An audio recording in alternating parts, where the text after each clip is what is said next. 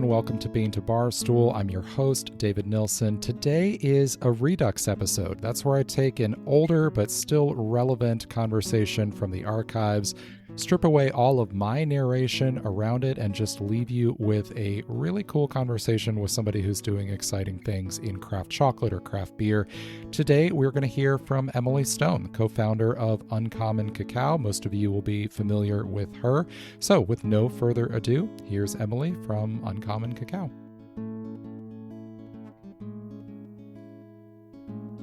Emily, can you share with us a little bit about the story of Uncommon Cacao and how you got started?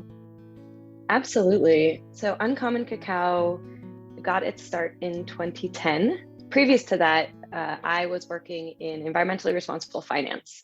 And a lot of my work was focused on helping publicly traded companies see environmental and social issues from a lens of shareholder risk and financial risk. You know, issues like use of water in supply chains, dangerous chemicals in packaging, stuff like that. And one of the companies that I ended up working with in that role was Hershey. And there were a group of investors organizing to essentially pressure Hershey to become fair trade certified. And as I started to learn about fair trade certification and just the chocolate supply chain, value chain overall, I realized that, you know, I love this product so much. I grew up, just as I think many of us do, addicted to chocolate. I did my first ever independent school project on desserts around the world and looked at how different cultures use chocolate when I was like 10 years old. I did my 7th grade science project on cupcakes. So I loved chocolate and baking desserts. And I just realized how complex this industry was and how little even chocolate lovers like me knew about it. And I also realized how problematic it was. This was just as some of the initial sort of headlines were coming out around child labor and forced labor in the cocoa value chain. And that was really sort of why this was centering on Hershey. Anyways, so I started to sort of dive down this wormhole of the chocolate industry, and these questions just kept popping up to me of, you know, okay, so cacao and chocolate are, you know, endemic to the Americas. There's probably still a lot of chocolate production happening in the Americas in places like Guatemala and Mexico and Belize. Why don't I know about that? Why don't we know anything about where chocolate comes from and who's responsible for, you know, growing it? And I started Googling, and that Googling ended up landing me in the factory of Taza chocolate in sort of mid 2010. And I sat down with Alex Whitmore, who was the founder of Taza chocolate. And I wanted to learn from him, you know, how Taza's sourcing practices were different. They were very much in the sort of pioneer stage of the budding bean to bar chocolate movement in the US.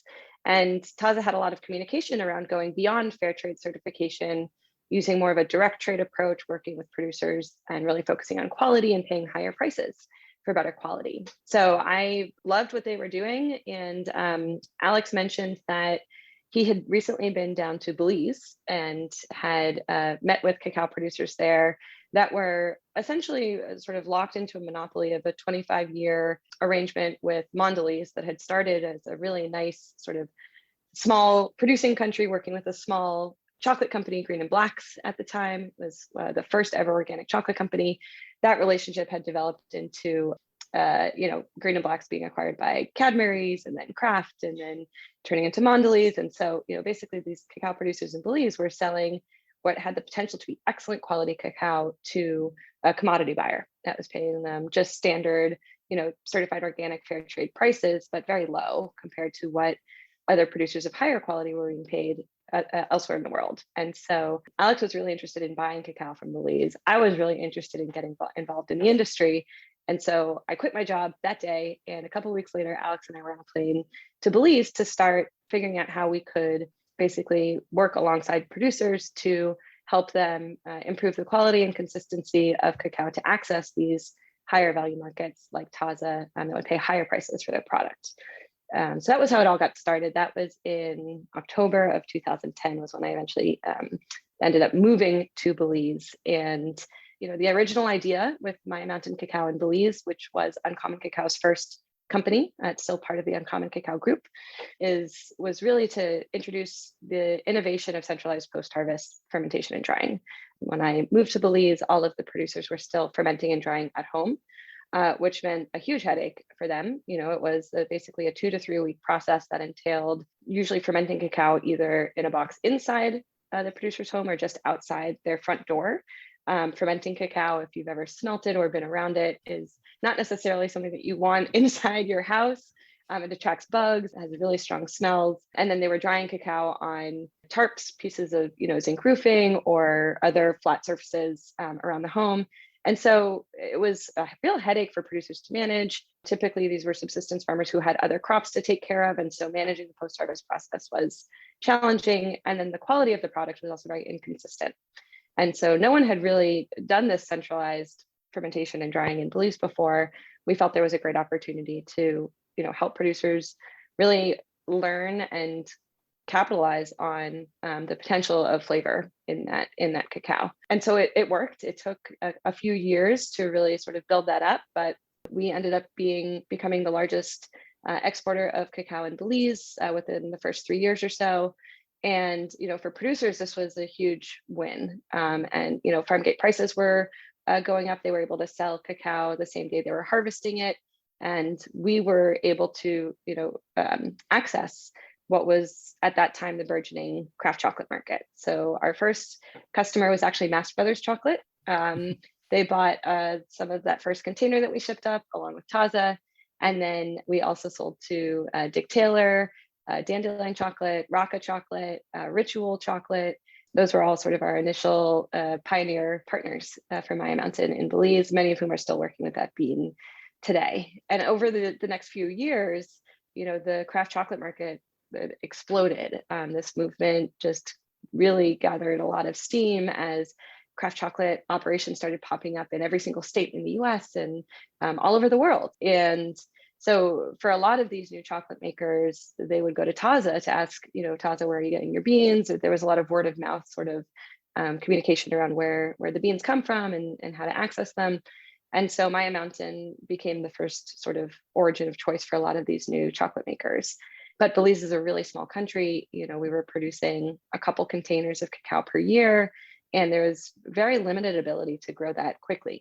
Cacao production is not like making widgets in a factory. You can't just sort of get more. It takes many years for cacao trees to grow and bear fruit. So it became clear at that point that this model that we had developed, we realized was essentially a pilot in Belize, was working. Producer annual revenues were increasing, and producers were really motivated to plant cacao and produce cacao for the first time in many years after experiencing a structure of an industry that didn't really work for them. And at the same time, we had a waiting list of dozens of chocolate makers who wanted to use this cacao, and we saw that this was really just the beginning of a movement that was going to grow quite a bit. So in 2014, we expanded into Guatemala. I started backpacking around primarily Alta Verapaz and meeting with different producer associations and understanding sort of what the landscape looked like. There was a lot more cacao just on the trees in Guatemala, but the exports in Guatemala, basically no one had been exporting specialty cacao out of Guatemala since essentially pre-colonial times, or colonial times, pre-independence times. And so a lot of the cacao was being sold locally into El Salvador and Mexico, where there are very strong chocolate markets as well.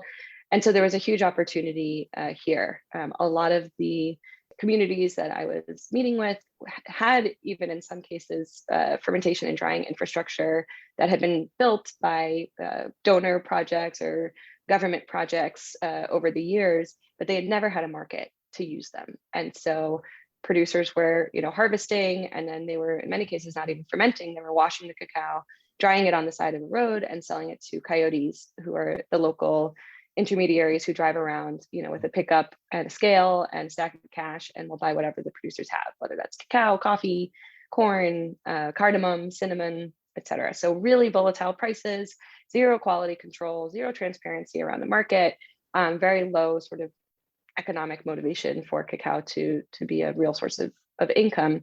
And yet there was cacao everywhere. And cacao as it does in Belize, formed such an important part of people's history and culture. In many cases in these communities, they had been, managing cacao farms that were passed down to them from their grandfathers, and cacao was very much something they were consuming on a daily basis as well.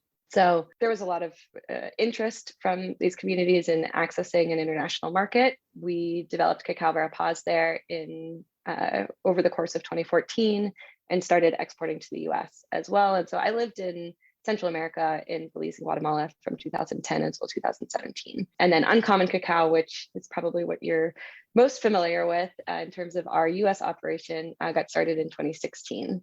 And that really formed as a mechanism for us to be able to directly offer the cacao that we were producing alongside the growers in Belize and Guatemala to chocolate makers, to our customers, and to be able to deliver very much a continued, promise of quality, transparency, customer service to the chocolate makers who were trusting in the product that we were growing. When we opened Uncommon Cacao in the US in 2016, it also enabled us to start opening up our sourcing to additional countries as well. And so the first countries we started working with outside of Belize and Guatemala were Haiti, the Dominican Republic, and Colombia. And today we're sourcing from over 7,000 smallholder producers across over 14 countries. And we have operations in Belize, Guatemala, the US, and Europe. So in 2021, we opened an office in Europe, serving our customers on that continent. And is that model that you use with Maya Mountain of kind of aggregating all of that post-harvest processing into one place, is that what you use in most of these places, or is there variance in how that sourcing works? In most of the cases, centralized post-harvest processing is, the rule and is absolutely critical. I think when you're talking about getting a consistent flavor profile and a consistent quality, with the existing diversity of genetics and farming practices that are prevalent across so many different origins, having that centralized post-harvest processing enables that consistent quality. And so across, in Belize and Guatemala, for sure, it's all essentially fermented and dried. And in most of the countries where we source, that is also the case. I will say in some countries, for different reasons, it's either illegal or impossible for that centralized processing to happen. Ghana, for example, is one place where we source where the cacao is still fermented and dried on individual growers' farms. And that is because in Ghana, the industry is managed through a government entity called COCOBOD, and COCOBOD enforces that only dried cacao can be bought and sold. And it's bought and sold. It's basically purchased by the government in Ghana and sold by the government. And so that, in Ghana, we've been able to find amazing partners who are able to produce a really high quality and consistent cacao, even without that centralized post-harvest step. And then in other places, for example, in Bolivia, where we source a wild harvested or gathered cacao, just the logistics of these chocolatales or very dispersed sort of groves of endemic cacao growing essentially wild in the Bolivian Amazon. They're very far away from each other. It's very remote. And so a lot of that is maybe, a couple gatherers will work together on the fermentation and drying, but a lot of it is individually fermented as well. And with the ethics concerns in global cacao, what do you do on the ground to be able to ensure that everybody's being taken care of along the path here? Yeah, there's a ton of work that we put into sourcing standards and evaluation across our value chain. For us, the process of sort of onboarding a new supplier or a new partner usually starts with the cacao itself, like with a sample. We want to evaluate the bean. And then once we're all on board that this is something delicious, something that we think chocolate makers will really enjoy, our initial onboarding around the ethical standards starts. And so we have a supplier scorecard, which has 55 indicators across social, environmental, governance, management factors, looking at both sort of positive screens and negative screens related to risk. So that's sort of the initial conversation. And that enables us to really dive into, okay, how are these issues being managed? That's then followed by a field visit. So we will visit in person. We'll do sort of a field check on a lot of the different indicators and questions that are part of our scorecard. And then once we really feel like we've sort of gotten to know the partner, gotten to know the growers as well. We'll always do grower interviews and make sure that we're really listening to, the actual producers themselves and not just the exporter or whoever the, centralized fermentation partner might be. Then, we start sort of our then ongoing process. So there's a supplier code of conduct that all of our partners have to sign, which covers labor standards, which covers our traceability and transparency requirements, which are probably the most stringent and sort of demanding of any cacao trader in our industry, and cacao production requirements around quality. And then, we do a lot of annual transparency reporting as well. So each year we do essentially a revisiting of what's in the supplier scorecard and a deep dive into the specific numbers on producers from each year. So we look at everything from, how labor standards are being trained on and managed within each organization. We look at the participation of women in that value chain at the origin. We look at the farm gate price, and if there's an association price, what that was, the FOB price. We look at sales per producer so that we can actually calculate out annual revenue for producers. We do a huge amount of work to make sure that by the time cacao, lands in the warehouse imported by Uncommon Cacao, chocolate makers can buy that cacao fully knowing that, we have vetted the producers and the partner, and that they're fully in line with Uncommon's values and ethical sourcing standards. That said, I really disagree with the generally, I think, promoted concept that producers are essentially guilty until proven innocent, that, we have all these global north standards and demands that we insist producers comply with. And so, our goal with transparency reporting and with the vetting that we do with the supplier scorecard is really to understand our partners and their operations and their challenges as best as possible so that we can be the best partner that we can be to them. Of course, we want to make sure that, there are no violations of human rights, issues. There are no abuses of individuals in any way at that partner. But I do think it's just, we've gotten pushback actually recently on our transparency report data collection process this year. Where's this information from the chocolate makers? Why don't we know how much chocolate they're selling and how much money they're making? And so I don't disagree with that pushback. I think transparency is amazing at how it can create these conversations and really enable dialogue on important issues. And, through our transparency reporting, we certainly have done that in our industry.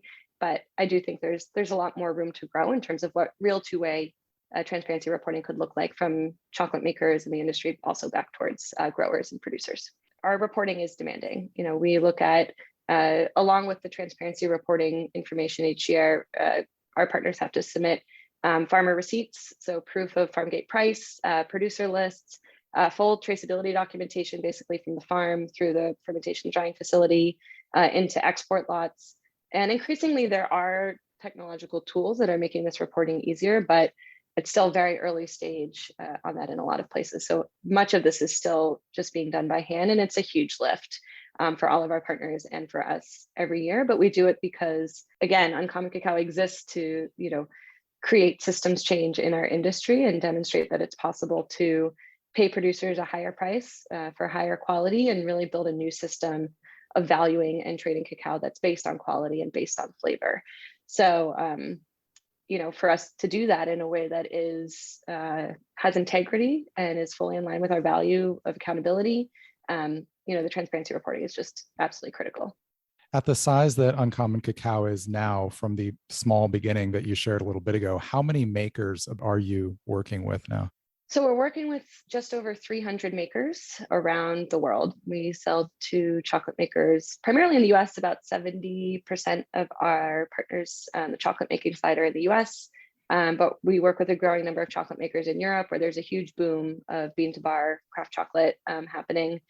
We sell to chocolate makers in China, Japan, Thailand, Australia, New Zealand, so all over the world.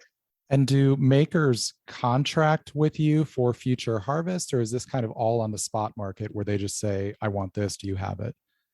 We do both. So usually about, I would say maybe 50% of our sales are contracted ahead of time. And this is really helpful for us because it enables us to plan with producers. We want to make sure that we have what a chocolate maker needs available for them in the warehouse when they need it. And without that planning, it makes it really difficult for us to divinate their needs and try to predict what they'll need. We do a lot of that anyways, because not everyone has the capacity to plan ahead, a full year, and maybe their business will grow quite a bit. So we always work in a certain, amount of buffer stocks to make sure that we have people covered. But yeah, we do both forward contracting and spot. So you recently brought on some exciting new origins. I saw you recently announce, I believe, a new Peruvian origin, and then you got We a couple new from did. the Philippines. Yes, the chuncho cacao, which is this really cool. It's so chuncho is actually a its own genetic cluster. So there was a study that came out by Motomayor in 2010, I believe it was, about 10 years ago, that started to identify these different genetic clusters of cacao that sort of breaks apart this traditional notion of Criollo, Forastero, and Trinitario as the holy trinity of cacao genetics. It's pretty widely accepted at this point that that is not the case. There's so much more biodiversity and complexity. And so chuncho is a cluster of unique genetics. The bean size is quite small, so it's somewhat similar to the wild harvested Bolivia that we currently source, but it's a really beautiful flavor profile. It's got notes of like fudgy brownie, so again, a really nice chocolatey base note, which we have seen over the years, especially having started in Belize and Guatemala, where the cacaos are really fruity. Belize is like pineapple and raisin. Guatemala is like lemon and grapefruit and strawberry. Finding cacaos that are, through both the genetics and the post-harvest, processing, are really able to tap into a chocolate note, but also have the complexity around it. Like that, it's just such a winning combination for chocolate makers, for brewers. It's what the people want. And so we love when we find beans like that. And chuncho is certainly one of those. So yeah, the flavor notes are, fudgy brownie, cashew butter, and orange blossom are sort of our headline flavor notes. It has a really nice floral character that has this almost like light citrus note. So it's sort of like an orange blossom type of floral that super delicious. And, there are some chocolate makers that we've been learning about that sort of come out of the woodwork after we announced that we were starting to import this origin. They're like, oh my gosh, I only work with chuncho cacao. Like this chuncho has a following because it is such a special bean. It's also grown at quite high altitude.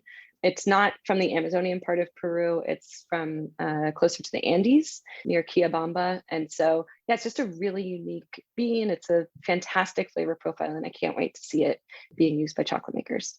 Do you have any origins on the horizon that you're able to share?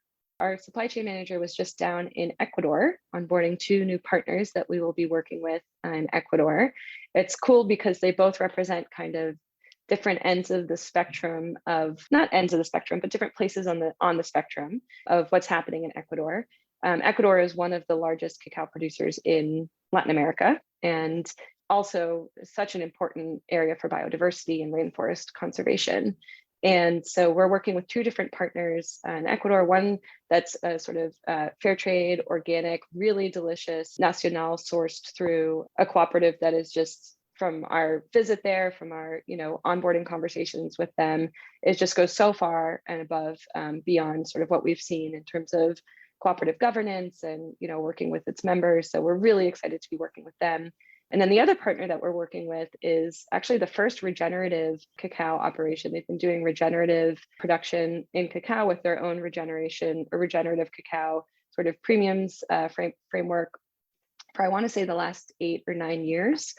So really ahead of the game when it comes to really intentionally incorporating biodiversity into cacao production and managing farms in a way that is focused on regeneration of soils and the environment, even far beyond what we would typically see in like organic standards, for example. So just really excited about those 2 new beans from Ecuador. It's been a little while since we've brought in cacao from Ecuador, so very excited about that. So what is your day-to-day like? Like, if this is now a big operation, what does it mean for you to be running Uncommon Cacao on a daily basis? What do you do? I mostly grow gray hairs. Back in the day before I started this, I was an activist within the finance world. I was trying to help companies, change and improve and, really leverage the power of business for good. And that is what I'm still trying to do here at Uncommon Cacao, even though we are now ourselves a tiny, very complex multinational corporation. And so I spend, every day looks different. I do spend a lot of time managing our team. We have 19 folks on the team across 4 countries. There are 5 languages spoken in our business every day. There are a lot of moving pieces. We really are working from the farm level, through to hundreds of chocolate factories every day. And so for me, it could mean anything from working with some of the chocolate makers that we work with to plan for their upcoming product releases, make sure we have the beans that they need, and that we're on the right page in terms of the release schedule and logistics. It could mean joining a supplier scorecard conversation and sort of making sure that we're asking the right questions and sort of diving deeper. It could mean working on finance and cash flow. That, as you can imagine, is something I spend a lot of time on. We're bringing in like 25 containers at least a quarter, and so just making sure that we collecting our accounts receivable so we can pay for the containers is it's all the things. And yet I also do get to do some of the work that really brought me into this in the beginning as well, of traveling myself. I was down in Belize in April. I was down in Honduras in February. I was going to Guatemala in January, and so I am able to get down to visit our partners on the farms as well fairly often. So talking about chocolate beers, I think most brewers who end up working with a bean to bar chocolate maker are probably indirectly often using your cacao because they're getting it from their local chocolate maker who is getting it from you. Do you do any direct sale to breweries? Have you done any partnerships like that?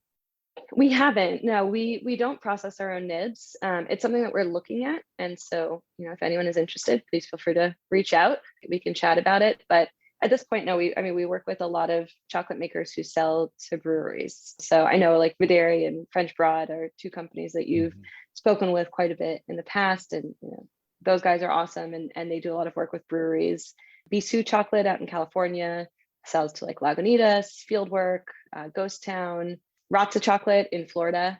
They sell to Brighter Days Brewing. I think you've spoken with Sarah in the past. And then Ethereal Confections out of Illinois also does a ton of work with brewers, And there's a chocolate company in Germany that buys from us that is also selling to brewers in Munich, which was cool to learn about. So yeah, Higgins Ale Works and Hopsylvania in Munich are both using Tumaco nibs. I have heard about Higgins Ale Works. I think they reached out to me about it. I haven't had a chance to try any of their beer though. So nice. Hopefully one of these days I can track it down. What story is Uncommon Cacao telling? Uncommon Cacao is really telling the story of the power of connection.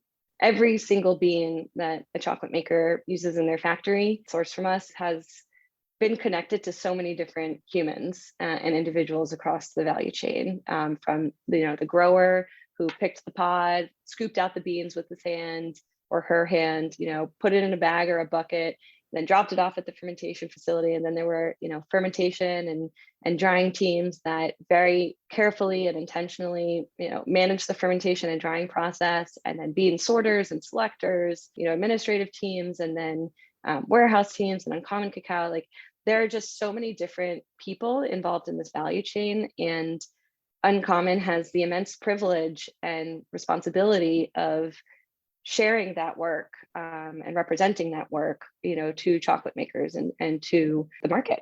And so that is the story that we are always trying to tell. Is it's not about us, it's really about all of these people who are, responsible for creating this amazing product, which is a product in itself. It's not just a raw material. Cacao itself, there's so much work, there's so much love, and so much intention that has gone into crafting that bean or that nib to taste and behave just the way that it does in the chocolate making process or the beer making process.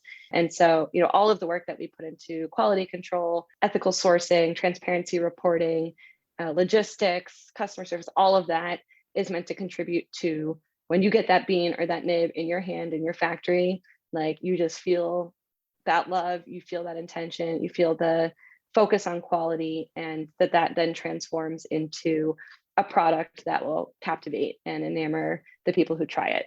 I think that's how this will really work in the long run. This is how we build a real change in the cacao industry and in the chocolate industry, is by helping people fall in love with the beauty of chocolate and the beauty of cacao, and thus having the desire to dive deeper, the interest in learning more, that drive for connection to where this product really comes from. Because there's so much education that still has to happen to the consumer. And I think we just have to start from that place of, this is so delicious, I love it, I want more of it, and I want to know more about it. That's great. Thank you so much for sharing some of your story with us today, Emily. My pleasure. My pleasure. Thank you so much for having me. It was a real honor and privilege to be here.